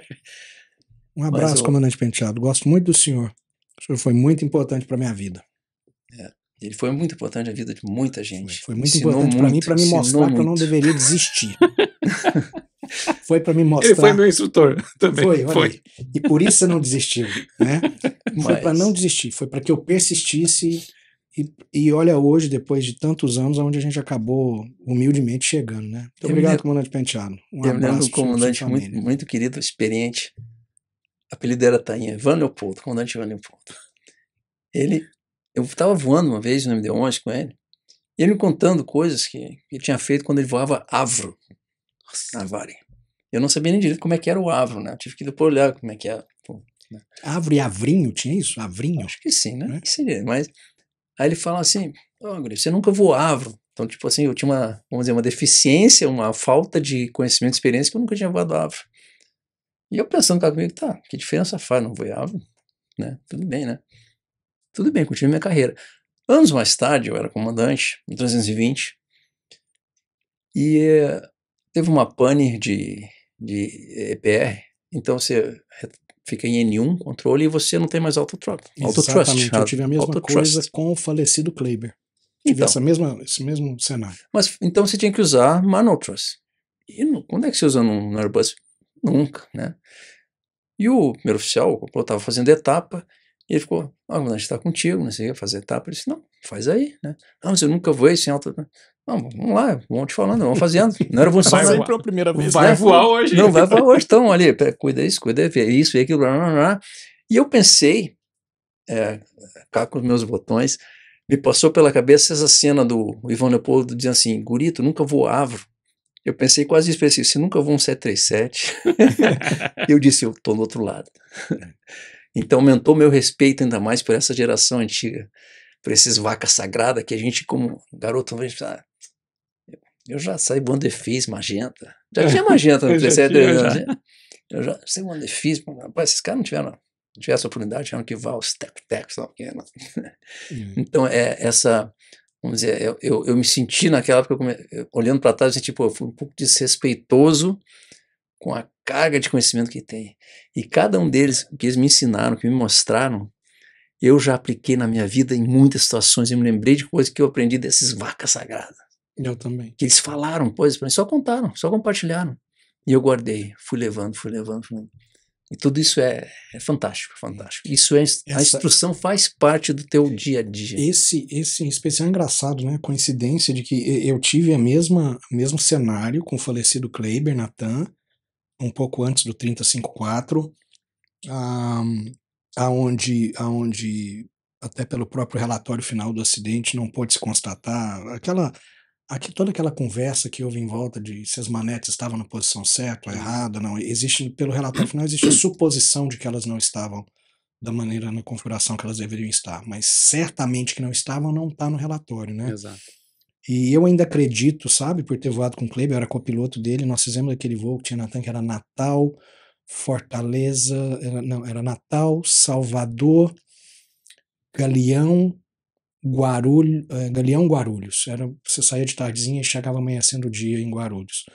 E nós tínhamos essa pane de N1, né, onde a gente não tinha autotrust, consequentemente você não tinha cálculo de top of descent, top of climb, tudo tinha que ser calculado. E o Kleiber Ele foi voando, mas ele foi me falando tudo o que tinha que fazer. Eu era copiloto novo, e ele foi me falando exatamente tudo o que tinha que fazer. Por motivos operacionais da empresa, porque a gente já conversou aqui das restrições que a gente tem, naquela época não se podia, copiloto não podia voar sem autotrust, e aí a gente acabou, o Kleber foi essas 4 etapas me mostrando, até cálculos, né? Ele foi falando para mim, ó, vamos calcular aqui que nós vamos atingir o nivelamento a 38 mil pés daqui a tantos minutos, e antes da gente atingir 38 mil pés, a 2 mil pés antes, eu já vou começar a diminuir um pouco da potência que a gente está aqui, e a gente para descer e fazendo cálculos, e poxa, foi uma aula que eu tive que eu jamais vou esquecer na vida. Mas ele não era instrutor, ele não precisava ter feito aquilo, né? Eu não tive uma outra oportunidade de voar sem autotrust depois na minha vida, né? Mas se eu tiver agora, o que vai acontecer? Né? O meu cognitivo já vai trazer para minha cabeça a lembrança dessa aula de instrução que eu tive com o Kleber, que sequer era instrutor, né? Isso é muito marcante assim pra gente. Mas eu imagino que nós vamos hoje, por exemplo, se você imaginar que nós temos dentro do EBT a possibilidade não só dos cenários de procedimentos que já estão prescritos, que já são conhecidos, que já são tendências, mas dentro do LOFT, né, nós chegamos na fase do EBT agora, na terceira e final fase, aonde os 2 dias que nós temos de treinamento, ou seja, nós pegamos, se a gente for falar da evolução dos treinamentos, nós pegamos treinamentos que duravam 5 dias nos refreshments, vamos falar de refreshments, tá? Não inicial. Antes era 5 dias, 4, 5 dias. Transformamos eles hoje em 2, então economicamente é muito mais viável para as empresas aéreas, economicamente é muito mais viável para o próprio piloto, que não fica preso dentro de um simulador mais de 2 dias e já está liberado para ir para a rota, produzir para a empresa, né? E pro eficiente, se não a mesma coisa, até melhor do que era naqueles 5 dias antigamente, em que a gente fazia toda a manobra, vamos pegar um exemplo, uma manobra de single engine, um engine out, take-off, um engine out, que a gente tinha que fazer todo o cenário, né? Você tinha que fazer cálculos, você tinha que passar por todo o ECAM, fazer cálculos, retornar, fazer órbitas, ficar ali perdendo tempo, arrumando o avião, preparando o avião para poder voltar e fazer o pouso.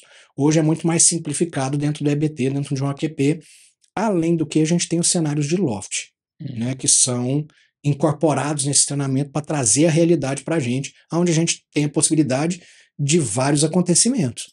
Né? Você tem bomba a bordo, você tem passageiro que está dando à luz, passageiro que está com heart attack, está com ataque do coração. São várias, as variantes são muito grandes, são muito, né, para a gente poder aproveitar dentro desses treinamentos.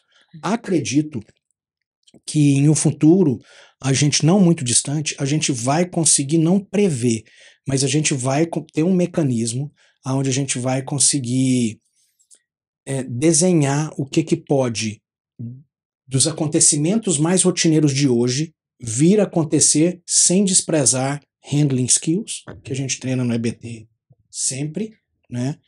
Não deixamos de treiná-los nos maneuver validations, né? Assim como esses cenários de LOFT aí também. Por isso, eu acredito que ele não vai deixar de desenvolver, né? Vai seguir o que tem que seguir junto com a indústria e a evolução das aeronaves aí, né? Bom, eu acho que em termos de todo o modal que a gente tem de instrução hoje no mundo, de ABT, de AQP, de toda a evolução que a gente teve, o que vocês diriam assim, para quem está começando na aviação, para quem é o piloto aluno com 0 hora, que vai entrar no CAP 3, que vai entrar no seu Paulistinha ali, que hoje, né, o que esperar, como se preparar para uma instrução 0 hora, né, e dali para frente. Já foi falado aqui, a partir do momento que você entra no avião pela primeira vez, você já está em instrução para comando. Isso é uma frase que deve se guardar. Sim. Não interessa se você é copiloto do King Air, se você é copiloto do Baron, se você está fazendo só pegando um duplozinho ali no sertanejo do seu amigo, do colega, do fulano, do ciclano, você está ali se preparando para sair comandante em algum momento, né? E o que vocês falariam para quem já está na estrada, para quem já tem uma certa experiência, né? E está esperando o momento de poder simplesmente chegar numa linha aérea, mas já está voando, já está na sua insistência ali em cima, esperando a oportunidade de bater a porta. É muito difícil dar conselhos, recomendações, conselhos. É muito difícil você dizer exatamente para alguém o que fazer. Mas, só voltando um pouquinho, você falou da assinada, quando 0 hora. Eu me lembro quando eu entrei num Paulistinha, que eu comecei no Paulistinha, o piloto privado, o meu instrutor assim, tá, bota o cinto. Ele, primeira pergunta é assim, por que você bota o cinto quando você é no avião? Para ficar seguro, para turbulência. Eu disse, não. Por quê, né? Você está amarrando o avião nas suas costas. Você vai levar o avião para onde você quer que ele vá. Você vai dizer para ele, Olha que agora vai interessante. para lá, vai para cá, sobe. Você Nunca vai tinha dizer ouvido para isso ele, na vida. Olha que interessante. você amarra o avião nas suas costas. Então, uma coisa básica lá do PP. E eu, quando comecei a dar instrução para caras que vinham muito novos, os MPL, no Airbus 120, eu falava isso para eles. Eles eram muito reativos, esperava a coisa acontecer e tomar uma reação. Né? Então, daquela situação, não, takeover, não, have control. Dizia os caras, não, por que você bota o cinto quando você não... Porque o avião vai para onde você mandar. Mas isso é bom que você desperta uma consciência no aluno que talvez ele não tinha até ali. Né? Às vezes a resposta é um cinto como eu coloco o meu próprio cinto para segurar minhas calças. Né?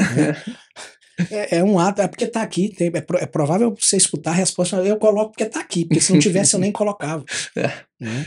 Então eu começava com essa coisa assim, você tá controlando o avião não tá te levando, o avião não te leva para lá, você leva o avião para lá. É um simbolismo muito grande simbolismo atrás disso aí. Mas então a importância no início da aviação, mais uma coisa que alguém me falou quando eu comecei a voar o 737, meu primeiro instrutor lá, disse assim, seja curioso sobre o teu avião. Não estuda só que não, você tem que saber isso mesmo. Não, seja curioso. O que é esse painel? O que tem? Se atenha a detalhes. Seja curioso, né? Conheça, crie intimidade, né? Busque, antes de você voar avião. Quando eu disse, vou ter curso de MD-11, eu comecei a olhar o MD-11. O que é MD-11? Que avião é esse? Como é que é? Quando eu fui para a TAM,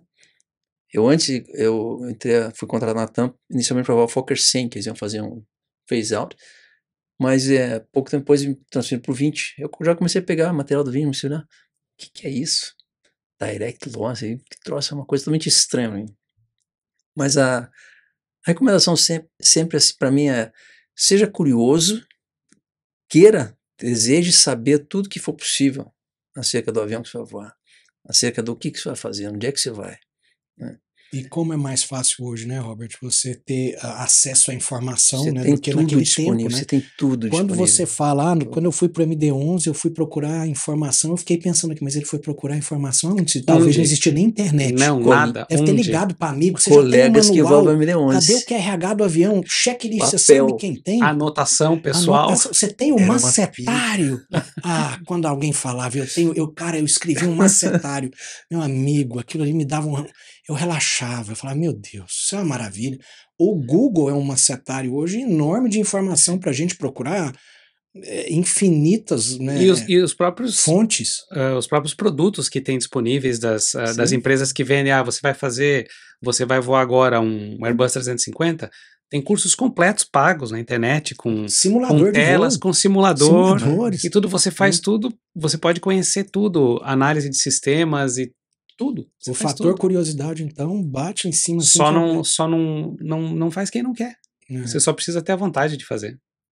É verdade. Bacana. E claro, a gente se preparar sempre, saber o que é exigido, o que é pedido de um candidato a uma empresa aérea, o que precisa, o que uma empresa espera de um piloto. E se preparar nesse sentido, um estudo, um conhecimento.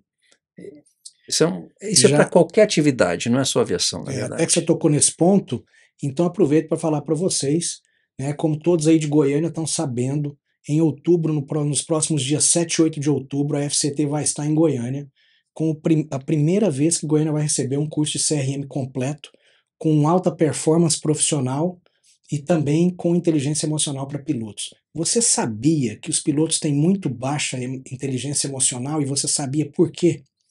Nós vamos estar abordando esses assuntos, vai ser um evento com vagas limitadas, onde nós vamos estar apresentando para tanto aqueles que estão começando da hora zero, até aqueles que já são profissionais, que já estão na área há muito tempo, na aviação executiva, ou que voam por lazer, os pilotos proprietários, nós vamos estar disponibilizando ferramentas importantíssimas que vêm da aviação aí, das empresas aéreas, das melhores empresas aéreas, do melhor mercado do mundo em termos de gerenciamento de equipes. Não perca, acesse aí o nosso canal da FCT, o nosso Instagram da FCT, tá? E também o site da 4.events, que é o nosso site de vendas de inscrições para esse evento em outubro. Não se esqueça, é muito importante esse tipo de treinamento, esse tipo de especialização, procurar informação, porque às vezes as pessoas pensam assim, mas não está na hora ainda de fazer um treinamento, determinado treinamento, não está na hora ainda de ler sobre a turbina do King, eu acabei de entrar num aerobueiro, leia o aerobueiro, seja curioso pelo aerobueiro, pelo Paulistinha, pelo 152, seja lá a aeronave, mas procure a próxima. Qual é a próxima que você quer? É o King Air? Vai atrás da informação, porque hoje está muito mais fácil. Né? Então, essa especialização, aonde que você imagina, ou imaginaria em tempos passados, em alguns anos atrás, para nós, eu fui conhecer o CRM dentro de uma empresa aérea. Eu também. Não é? Até então, e outra, eu fui conhecer o CRM de uma forma inusitada. Eu fui conhecer o CRM tendo que dar o CRM, né, dentro da Sete Táxi Aéreo, que eu também tive o prazer lá em Goiânia de voar. Para mim, na época, era uma grande empresa, como é ainda, tenho um tremendo respeito por eles, porque ali eu comecei o galgar de uma carreira que me trouxe até aqui. Mas, por ser curioso, me propuseram um dia, falaram, olha, na época era o DAC, o DAC teve aqui, fez uma auditoria, uma inspeção, e a gente precisa implantar o CRM aqui. Quem que faz isso? E aí o copiloto, na época o copiloto Fernando Costa falou, eu faço, mas eu não sabia do que era, do que se tratava. Eu era um aluno de ciências aeronáuticas na PUC lá em Goiás, já tinha ouvido falar, né, do CRM, e aí eu fui fazer meu primeiro curso de CRM em São Paulo, com o pessoal da VASP na época, com o comandante Hakenbach e o psicólogo Pedrosa. Psicólogo Pedrosa. Cara, eu paguei caríssimo na época, para mim, um molecote. Tive que me deslocar até São Paulo, né? Fiquei ali na Praça da República, era bem ali a sala. E fiz esse primeiro curso para poder entender o que era, para depois ir para o IAC, na época, o antigo IAC, no Rio de Janeiro, para fazer o curso de facilitador de CRM, para poder voltar para a SET e implantar um curso que eu jamais tinha tido também, até então. E foi uma coisa, de 2, 3 semanas eu tive que fazer isso tudo. Né? Então é muito interessante esse fato de ser curioso. Né? O mundo é do curioso. O mundo não é de quem fica dormindo o tempo inteiro ou esperando a possibilidade passar, a oportunidade passar, ou fica, né? É daquele que está cavando, que está procurando uma maneira de saber mais do que o colega que está do lado. Não se trata de uma competição. Eu entendo que se trata de olha, eu sou o meu próprio adversário, eu não posso perder para mim mesmo. Né? Enio, e para o pessoal que já está na estrada, cara? Pessoal que o Bob me fala então da 0 hora, o que esperar de uma instrução e o que esperar de uma instrução de um aluno seu hoje num Boeing 777, num 777? Olha, o que eu diria para o pessoal hoje, como diz o comandante Robert, não é um conselho, mas é uma recomendação. Se você já chegou até onde você está, né, chegou nesse momento da sua carreira, uma coisa você já provou para si mesmo, que você é capaz. Né? Você está correndo atrás, você está seguindo na carreira e você só está dependendo de atingir algumas marcas a mais ou esperar um momento de mercado para poder evoluir. Digamos, evoluir seria o seu desejo de ir para uma companhia diferente ou voar um avião diferente. Não necessariamente um avião maior, certo? Então, eu diria que continue o trabalho e se você está nesse ponto, você também já entendeu uma segunda máxima da aviação, que é o avião só cresce da cabine para trás. Então, é indiferente o avião que você está voando, se você for um bom piloto, estiver dentro dos padrões e estiver mantendo o seu profissionalismo, a sua seriedade, tanto faz voar um J3 de 1950 ou voar um Boeing 777 não vai fazer diferença. Você sempre vai ser um excelente piloto e, acima de tudo, um piloto seguro. Vocês dois, né? A pergunta vai para os dois também. Vocês dois atribuem, porque vocês dois vieram de muitos anos de uma linha Airbus. Instrutores em Airbus, consagrados, enfim. De repente, o desafio do Boeing. O Robert, direto do 330 para o 787. E o Enio, do 330 também, né? 2030 para o 77. Qual a dificuldade de troca de filosofia em termos de instrução? Porque se o avião só cresce da cabine para trás... É verdade. O que marcou? Para mim, o que marcou? Foi o que o Bob falou alguns minutos atrás. Instrução. Desde que você tenha uma instrução de qualidade e bons instrutores, a você, a mim como piloto, só cabe se dedicar a estudar, ser curioso. Quem é essa aeronave? Eu voei por 16, 17 anos, família Airbus. E de repente, agora você vai voar o Boeing. Excelente, vamos ver como é que é o Boeing. Agora vou estudar a fundo o Boeing antes mesmo de começar. E deu certo. Né? Não é impossível. Depois de quanto tempo você começou a se sentir mais confortável no avião? Evidentemente tem aquela etapa de adaptabilidade, né, do piloto, do profissional. Sim. Né, em que você se impõe mais restrições operacionais do que a própria empresa de repente coloca, porque você tem seu limite, você sabe qual é o seu limite naquela aeronave. Exatamente. Depois de um tempo de experiência. Depois de quanto tempo você acredita que você já estava mais assim? Eu não vou recorrer no erro de falar. Você já estaria pensando, essa aeronave não me prega mais peça. Entendeu? Não, jamais. Eu não vou falar isso. Mas quando é que você se sentiu mais à vontade para tomar certas decisões que você tomaria no Airbus facilmente? Eu já ouvi num curso de CRM uma vez isso que você falou. Que essa aeronave não me prega mais peças. Eu aprendi que o dia que um piloto fala isso, esse piloto passou a ser um piloto inseguro. Tá na hora dele virar jogador de futebol. Exatamente. Tá na hora dele parar de voar. Exatamente. Ele precisa parar de voar. Porque não tá correto. Engraçado, outro dia saindo aqui, estava vendo um voo de cheque de uma comissária para se tornar chefe, né? E aí, no nosso briefing ali, o checador, o comissário checador falou, comandante, nós estamos em voo de cheque aqui atrás, então nem sempre quando vocês chamarem nós vamos estar à disposição, porque ela está sendo checada aqui, inclusive, então tem muita pergunta envolvida, muita coisa, e muito sério, sabe? Uma postura muito séria, peito muito estufado, um pitch muito alto.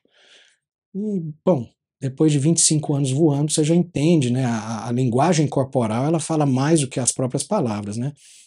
E eu falei, para completar o meu speech, o meu briefing, desculpe, eu falei para eles, olha, que bom que a gente está tendo, né, um voo de cheque, parabéns, né, para a nova chefe, acredito que já está aprovada. Você sabe por quê?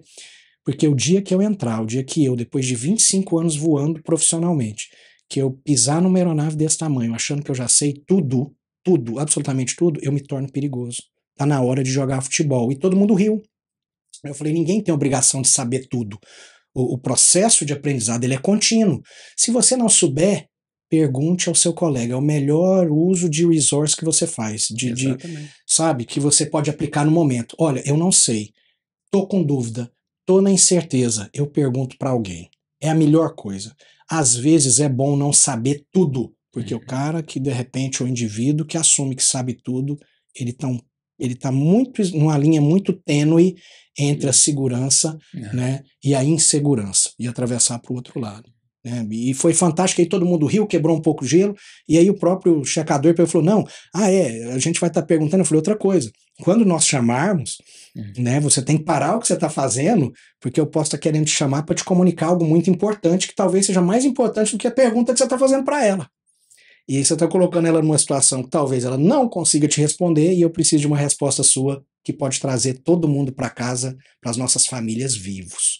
Né? Então, essas coisas têm que ser pesadas. E aí eu vou, assim, acho que com meia hora de voo, na primeira entrada na cabine, né, que eles dão pra gente lá, na primeira entrada ele entrou e falou, já acabou o cheque da menina, já acabou, já tá tudo certo, tudo beleza. Eu falei, que maravilha. Né? Talvez daqui para Singapura iam ser 9 horas de de constante questionamentos dessa pobre coitada, dessa alma que estava lá atrás, né? Que em 30 minutos sanou o problema com um comentário, né? Mas, Bob, e você? Como é que foi essa relação sua na transição da família Airbus para a família Boeing? Head-up display e tudo mais. Não, eu comecei no Boeing 737, o MD-11, que já era uma filosofia diferente, McDonnell Douglas. Era Douglas, né? Douglas. Voltei para o 737 e depois fui para o Airbus. A transição do Boeing para o Airbus foi, não que seja difícil, mas foi complexa. Muita coisa diferente. Filosofia totalmente diferente. Tudo. Mas da mesma forma, com curiosidade, eu fui cavando para entender o que estava acontecendo. Porque a Airbus tem, na introdução não sei como é que está hoje, mas inicialmente o FCOM começava assim, Golden Rules. Fly, navigate, communicate. E tinha um ponto lá no final, diz assim, se as coisas não correrem como deveriam, tome uma atitude, né? Faça algo. Mas eu tenho que saber o que era para acontecer. Tá, mas como é que eu vou saber que não está acontecendo o que devia acontecer? Eu tenho que saber o que devia acontecer. Então, claro, na parte de voo, de aviação, o avião tinha que estar descendo, não está descendo, ou está descendo mais do que devia, ou está... É uma situação aqui que não era para ser assim. Isso a gente conhece pela nossa experiência. Não é isso que eu quero. Vou desligar, vou fazer um level change. É outro nome, Fly Level Change, né? Vai ser outro nome. Open Descent. Olha, né? Que bom que já esqueceu. Já é piloto de Boeing. Já esqueceu, já está na veia. Então, esse tipo de coisa assim, a aviação, então, a gente sabe o que esperar. Mas como você falou, o avião não me prega peças. Se você não conhecer muito o avião, ele vai ser não necessariamente uma peça, mas uma surpresa. O que é isso? O que isso tem a ver com aquilo, né? Então, essa maneira de saber o que deveria acontecer, né? Isso para mim foi mais complexo, mais trabalhoso para ir para a Airbus. Depois de alguns anos voando, você começa a entender, você começa a perceber a filosofia. Anos voando, não é meses voando que eu estou sabendo, não. Você começa a entender a filosofia, você começa... Situações não, mas será que não tem vez? Você começa a ter entender um pouco a lógica do Airbus. Quando eu vim para o Boeing 787, ele tem muita coisa da linha Boeing, que é, vamos dizer, Boeing eu acho muito user-friendly, né? Ele te tenta transmitir mais fácil de entender o que o avião está fazendo, o que os sistemas fazem, quando fazem, né? E no 787 até de certa forma me surpreendi, porque você nem suposto a conferir se ele está fazendo o que devia fazer, né? Porque se não estiver fazendo, ele alguma vez vai dar. Então você nem olha para a parte de sistemas. Então você assim, não, você não deve nem olhar nas partes de sistemas, mas eu quero olhar, eu quero ver o que está acontecendo, né? Quando você liga o sistema enorme, o que acontece? Não, você nem, né? Você fica fora daquela página. Então a Boeing vamos dizer assim, eu sinto como mais fácil uma transição, você sair de uma complexidade no Airbus, uma complexidade diferente de um Boeing. Para mim, eu sinto como mais fácil. Em termos de instrução? Em termos de instrução, pelo fato do Boeing ser mais user-friendly, a instrução tem, de uma certa forma, assim, uma certa a liberdade maior. O teu envelope, né, que você pode operar um Boeing é maior do que um Airbus. O Airbus é muito específico. Você agora aperta esse botão e fala isso, agora você aperta isso, faz isso, agora é muito sequenciamento. O Boeing, mas, se decola e tem que fazer isso. Como? Assim, para fazer assado, vocês têm várias maneiras de fazer a mesma coisa. Dentro dos padrões normais, operacionais dele. Então, isso dá uma certa... A instrução fica um pouco mais, eu acho, mais fácil no Boeing. Inclusive, para a instrução básica, né, inicial, onde a pessoa está a primeira vez pousando um Boeing, você tem o teu manche, os controles são duplos, você está acompanhando o que o outro está fazendo, né? O teu instrutor, se precisar segurar num arredondamento, arredondou, o instrutor vai te ajudar a pousar, né? No Airbus você não tem essa facilidade. Quando você não vai ajudar o outro, você vai tomar controle, você vai desativar o controle dele. Se for tentar ajudar, acaba atrapalhando, né? Atrapalha, pior. Atrapalha, com certeza. Você vai desativar o controle dele e assumir o controle do avião e fazer a correção que tem que ser feita. Então até o Boeing é mais fácil para você dar instrução básica, instrução inicial, primeiros voos, né? Como a gente comentou dos MPLs, pouca experiência no voo, muita experiência no simulador.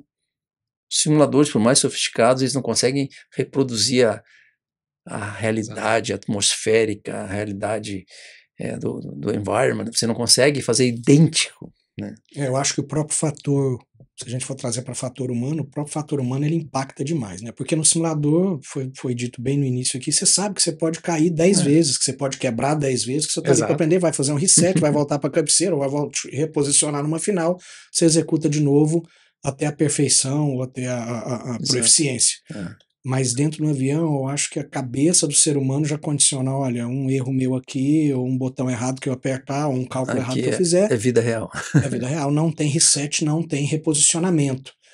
E isso acaba que modifica a maneira com a qual cognitivamente a gente responde a certos impulsos que a gente tem ali. Exato. Né, a certos alertas que a gente tem, ou situações, eu vou até dizer situações, porque como você falou, os MPL hoje vêm para a gente... Bom, MPL, para quem não sabe, é um tipo de licença que existe hoje, que chama Multi-Pilot License, aonde os alunos, eles fazem uma faculdade, um curso superior, e toda a instrução deles, fazem a instrução básica em avião monomotor e vão para um simulador de voo, muito provavelmente de um A320 ou de um 737NG, onde eles ficam ali 200 horas de voo e aí eles estão prontos para entrar numa linha aérea, né? E geralmente esses cursos são conjugados com certas empresas no mundo, onde os alunos acabam retornando propriamente para a empresa a qual patrocina esse programa, já como funcionários no final desse curso. Então os MPL eles vêm para a gente com muita experiência, vivência do simulador e zero experiência de uma vida real. Isso impacta demais, né? Para a gente que dá instrução, para a gente que tem que lidar com essas situações todas rotineiras, anormais de voo aí, às vezes que inesperadas, né? Mas bom, eu quero deixar um tempo aí agora para vocês falarem o que quiser para a gente concluir, né? Eu lamento muito ter que terminar esse episódio número 2. Por mim eu ficaria aqui 2, 3 dias conversando com vocês, porque quando a gente se junta, as conversas sempre são as melhores possíveis, né? O Robert, pela doçura que ele é,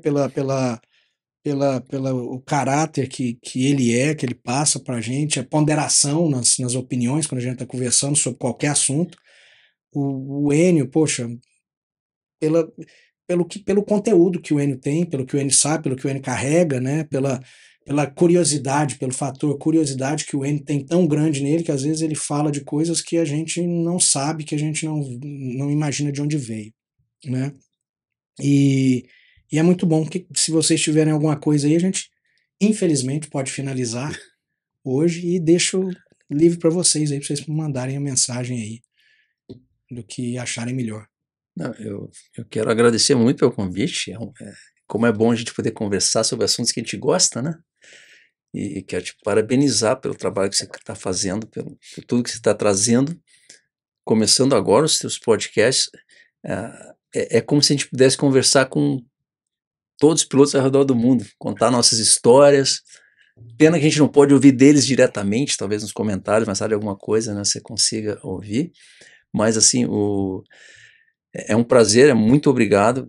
Você é uma pessoa especial, eu já te disse, eu te tomo como referência, como uma pessoa que sabe onde está indo e que faz as coisas com profissionalismo, com uma certeza, com uma seriedade, né, que me comove nesse sentido. Sim, é um exemplo para mim.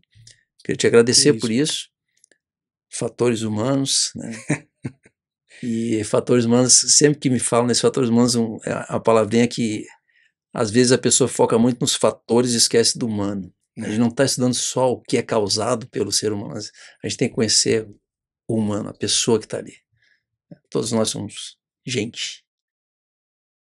Bom, Enio, últimas considerações suas, por favor, dessas 2 horas aí fantásticas que a gente teve. Novamente, eu não queria sair daqui. Por mim, eu também não. Ficaria aqui. Excelente, eu adorei estar aqui, essa oportunidade de agradecer você, a FCT Training, de poder estar aqui compartilhando um pouco do que eu vivi nesses últimos anos na aviação.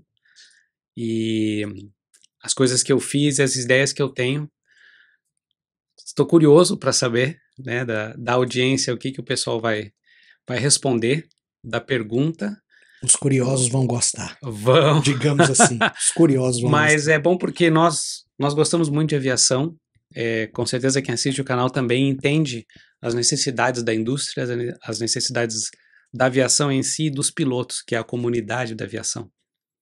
Todos nós temos necessidades também como seres humanos, mas como profissionais da aviação.